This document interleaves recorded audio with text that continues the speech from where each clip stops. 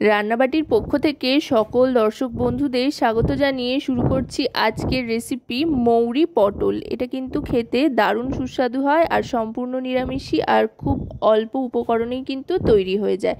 এর জন্য প্রথমেই মৌরি দিয়ে একটা মশলা তৈরি করে নিতে হবে। বেশ খানিকটা মৌরি, তার সাথে ছোট এলাচ, লবঙ্গ আর দারচিনি খালি খোলায় ভেজে নিতে হবে।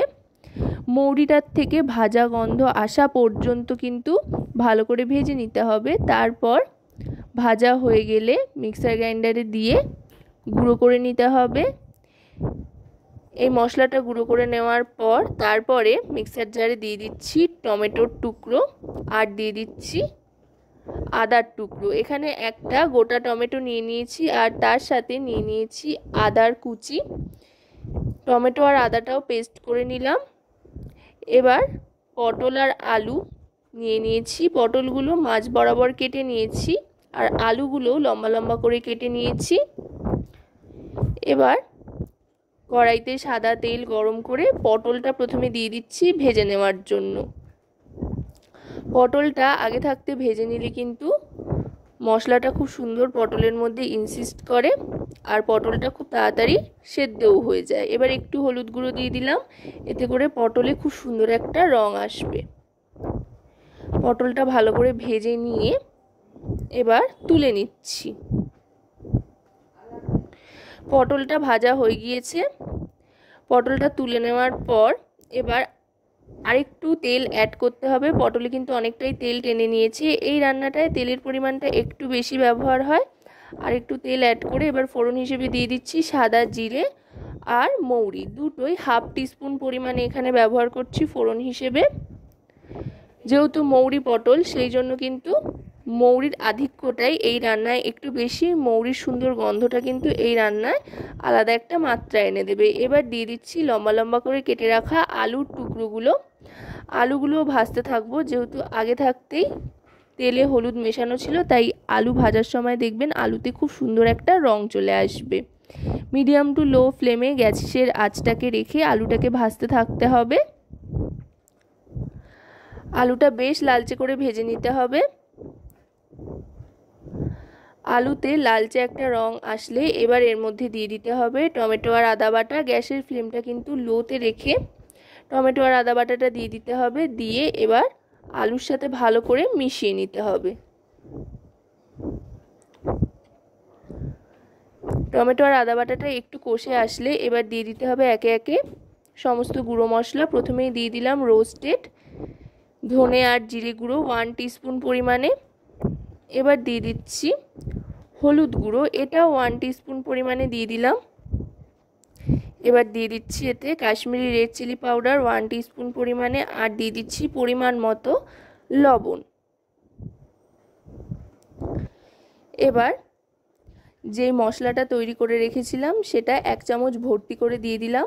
1 চা চামচ মতো মৌরি আর গরম মশলা দিয়ে সেটা দিয়ে এবার ভালো করে মিশিয়ে নেব সমস্ত গুঁড়ো মশলার সাথে। আরও খানিকক্ষণ মশলাটা কষিয়ে নিতে হবে গ্যাসের ফ্লেমটা লোতে রেখে। প্রয়োজনে একটু জল নিয়ে নিতে পারেন যাতে মশলাটা পুড়ে না ওঠে, সেই জন্য। এবার ভালো করে কষিয়ে নেব যতক্ষণ পর্যন্ত না মশলা থেকে তেল ছাড়ছে। দারুণ সুন্দর কিন্তু একটা গন্ধ আসতে আরম্ভ করেছে। এবার দিয়ে দিচ্ছি পরিমাণ মতো জল। জল দিয়ে গ্যাসের ফ্লেমটাকে একেবারে লোতে রেখে ঢাকনা চাপা দিয়ে দেব আলুটা সেদ্ধ হওয়ার জন্য। আশা করব রেসিপিটি আপনাদের ভালো লাগবে। ভালো লাগলে অবশ্যই রান্নাবাটি চ্যানেলটিকে সাবস্ক্রাইব করে লাইক, শেয়ার, কমেন্টের মাধ্যমে আমাদের পাশে থাকবেন আর পাশে থাকা বেল আইকনটি অন করে দেবেন সবার আগে সমস্ত নতুন ভিডিও পাওয়ার জন্য। আর যদি রেসিপিটি আপনারা আমাদের ফেসবুক পেজ থেকে দেখেন তো অবশ্যই রান্নাবাটি ফেসবুক পেজটিকে ফলো করার অনুরোধ রইল। আপনাদের একটা লাইক, শেয়ার, কমেন্ট আমাদের কিন্তু অনেক অনেক উৎসাহিত করে নতুন ভিডিও তৈরির জন্য। তাই লাইক, শেয়ার, সাবস্ক্রাইব, কমেন্ট করে আমাদের পাশে থাকুন আর উৎসাহিত করতে থাকুন। এবার দিয়ে দিলাম পটলের টুকরোগুলো যেটা ভেজে রেখেছিলাম। আলুগুলো যখন অর্ধেক সেদ্ধ হয়ে আসবে তখনই কিন্তু পটলের টুকরোগুলো দিয়ে দিতে হবে। পটলের টুকরোটা দিয়ে একটু ভালো করে মিশিয়ে নিয়ে গ্যাসের ফ্লেমটা লো থাকা অবস্থাতেই আবার ঢাকনা চাপা দিয়ে দেব। আরও খানিকক্ষণ সেদ্ধ হওয়ার জন্য আরও 2 থেকে 3 মিনিট মতো ঢাকনা চাপা দিয়ে রাখবার পর 3 মিনিট বাদে ঢাকনাটা সরিয়ে নিচ্ছি। দেখুন জলটা কিন্তু অনেকটাই টেনে এসছে।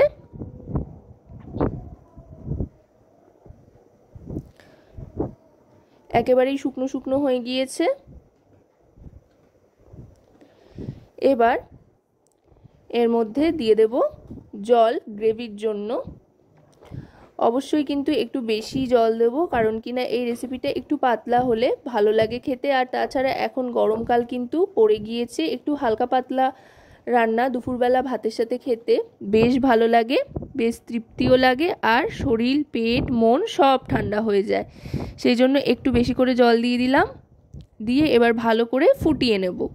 তবে হ্যাঁ, জল বেশি হলেও যেহেতু মশলার পরিমাণটা একদম ঠিকঠাক পরিমাণে দেওয়া হয়েছে, সেই জন্য ঝোলের টেস্টটা কিন্তু একদম পারফেক্ট হবে। তাই মশলাটা কিন্তু একদম পরিমাণ অনুযায়ী দিতে হবে। এবার দিয়ে দিলাম স্বাদের জন্য পরিমাণ মতো চিনি। যেহেতু নিরামিষি রান্না, তাই চিনি দিলে কিন্তু এর স্বাদ অনেক গুণ বেড়ে যাবে। চিনিটা দিয়ে ভালো করে ফুটিয়ে নিয়ে লো ফ্লেমে 1 মিনিট মতো ঢাকনা চাপা দিয়ে রেখে 1 মিনিট বাদে ঢাকনাটা সরিয়ে নিয়ে স্ট্যান্ডিং টাইমে রেখে তারপরে সার্ভ করে দিচ্ছি। এই ঝোলটাও কিন্তু খেতে অপূর্ব লাগে গরম গরম ভাতের সাথে। এই মৌরি পটল থাকলে কিন্তু আর কোনো কিছুরই প্রয়োজন হয় না, এক থালা ভাত এমনি খেয়ে নেওয়া যায় শুধু এই মৌরি পটল দিয়ে। তো রেসিপিটি কেমন লাগলো অবশ্যই কিন্তু আমাকে জানাবেন।